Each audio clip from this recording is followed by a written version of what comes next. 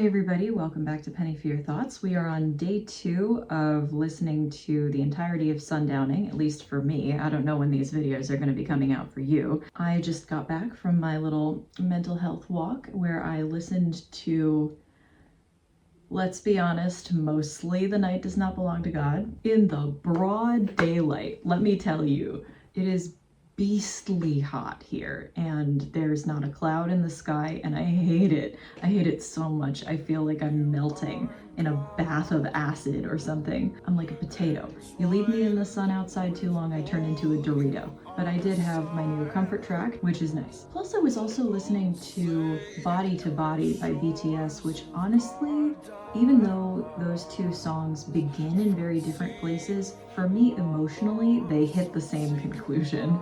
You'll have to listen to both of them and tell me what you think. But, you know, something collectivism in music, feeling the higher power of a large group of people. Collective effervescence! I'm gonna say it again. Collective effervescence every day, all day. Anyway, today we are moving right along to the second track, The Offering.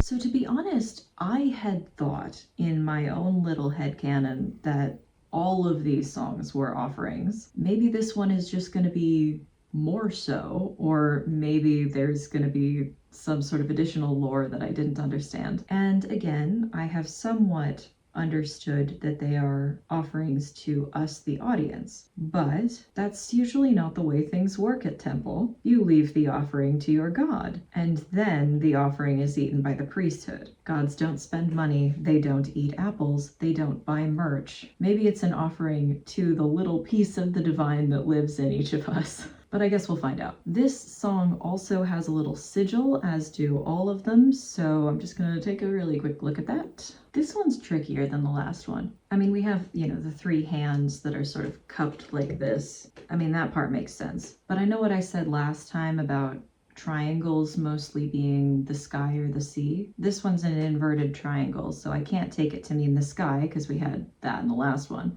So maybe the earth, earthly plane, something like that. There's an arrow pointing upward. I guess you could also take this sort of triangle thing to be some sort of rune. Let's take a look at Futharks, specifically the Elder Futhark, Scandinavian runes. Because I remember they had one that kind of looked like this. What is it that looks like that? Ah, yes, Wunjo. Ah, joy, harmony, and prosperity. Element of earth or air. Okay. Ooh. Associated with Venus or Jupiter. Okay.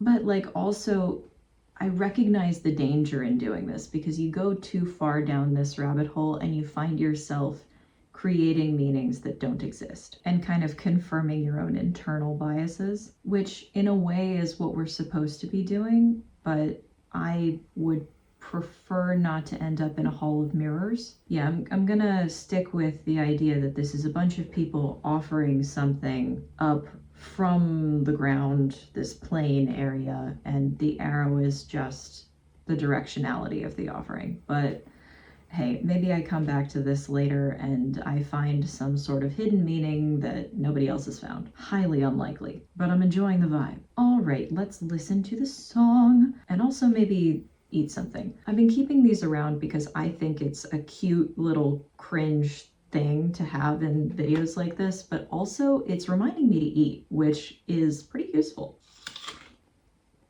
Tastes good.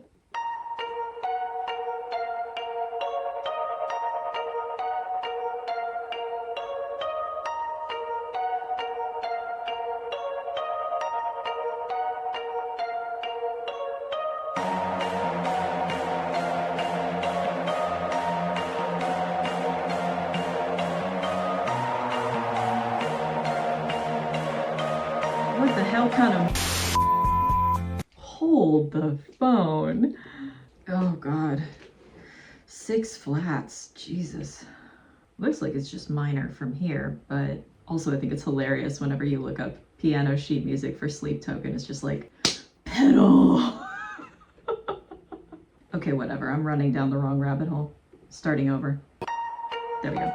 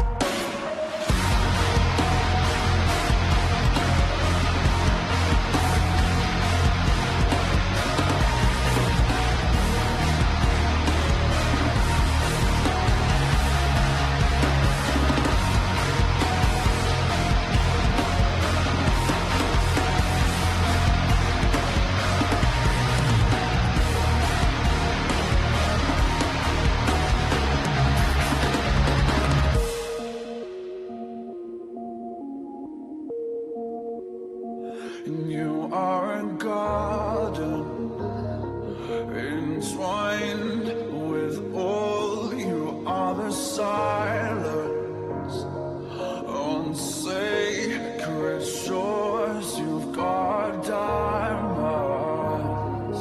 for teeth, my love. So take a bite of Oh, this is what you meant. me just once. I want to turn the page once again. Oh, take a bite.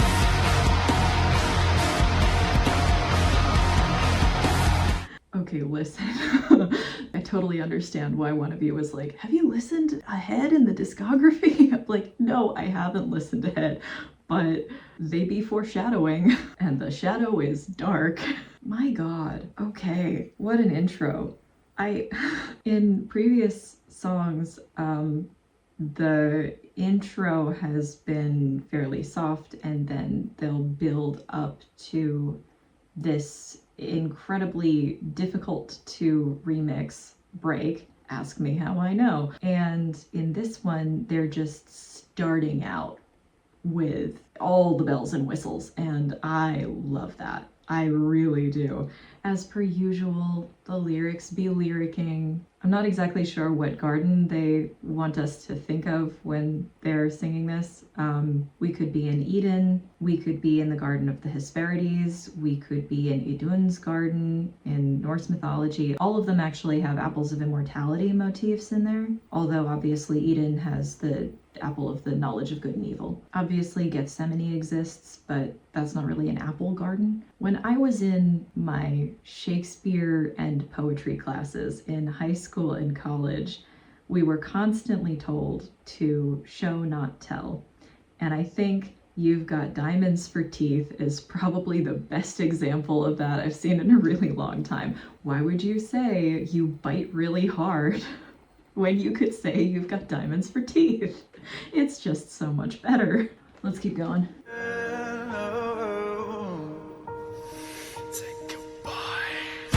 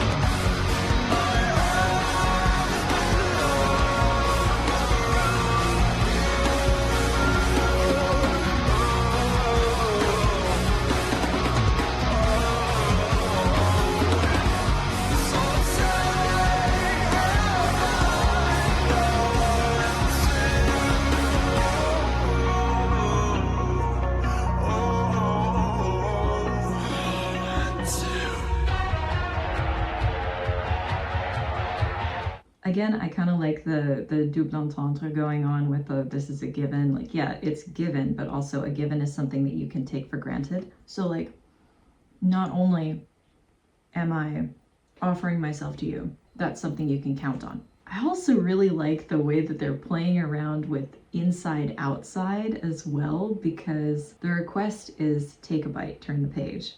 But the result is that the subject ends up both inside and around you. Something, something dune, something, something, I will let the fear pass over me and through me. It's an interesting thing to think about, right? Because when you eat something, you expect it to be destroyed, but also you become what you consume. So if you're listening to this song, then this song becomes a part of you. I think that's one of the points here. Probably true of making music as well. The music that you make is somewhere at the intersection of what you love to listen to and why you love to listen to it. And then whatever exists at that inflection point comes out in your own art. Okie doke.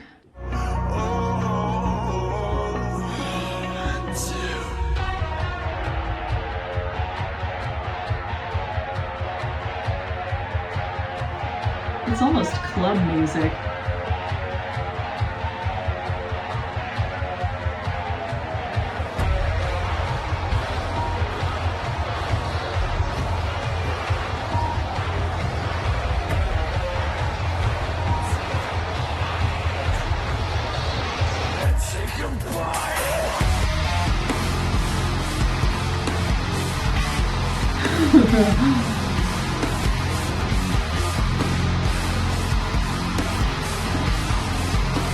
I feel like this is also something that I wanted to say before, that the vocal stylings here are a lot more experimental and perhaps vulnerable than the last several songs that I've listened to. I mean, for sure, there have been very emotional vocals up until this point, but here we have a couple of different techniques coming in as well, which we haven't heard before. There are some parts here that are spoken, for example. There's a lot more playing around with where the voice breaks, either at the top or the bottom. And especially this last take a bite. I want to know how long that took to like get the right break. I really appreciate that.